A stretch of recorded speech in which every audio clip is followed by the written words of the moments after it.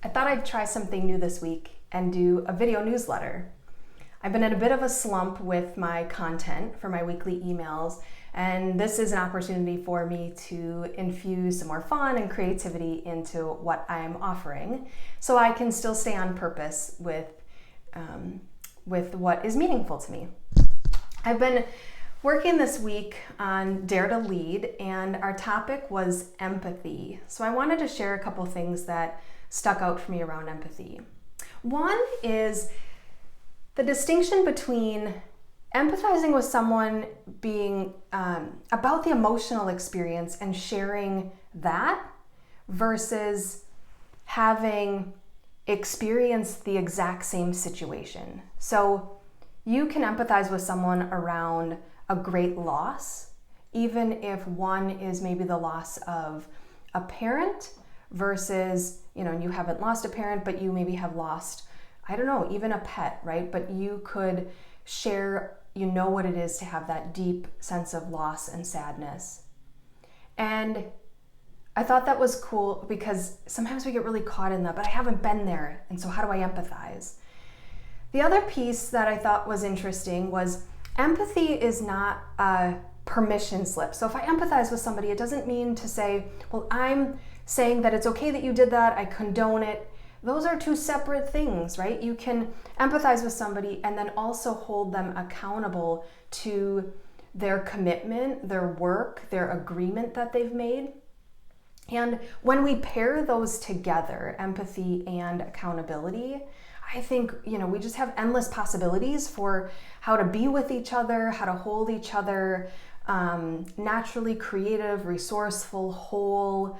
We have answers within us. We're very creative, we're very resourceful. And so, if you are in a situation, which I'm certain you are, and I'm certain you've been in before, a situation where somebody hasn't done something or they've, they have not followed through on something, you don't have to feel like the only option you have is to either be empathetic or hold them accountable. You can do both, and it's really, really powerful to hold both the person and the task at the same time. And as I circle back to how this relates to me in this sort of activity of putting content together, I'm having a bit of self-empathy around the challenge and the struggle of creating content, the tension between wanting to put this good work out there and also wanting free time on the weekends. So that's the empathy piece for me, that, I can be with that emotion and let myself process that emotion, and then also hold myself accountable to creating content and committing to this purpose. And that's important too, right? Empathy isn't about feeling sorry for someone. Empathy isn't about taking away the experience. So it's not about let's brush it aside or let's diminish it. So really letting me feel that and then holding me accountable and using all of that to learn and grow and evolve into the next iteration of how I want to show up. So that's where I'm at this week. Hopefully you enjoy a video newsletter from me.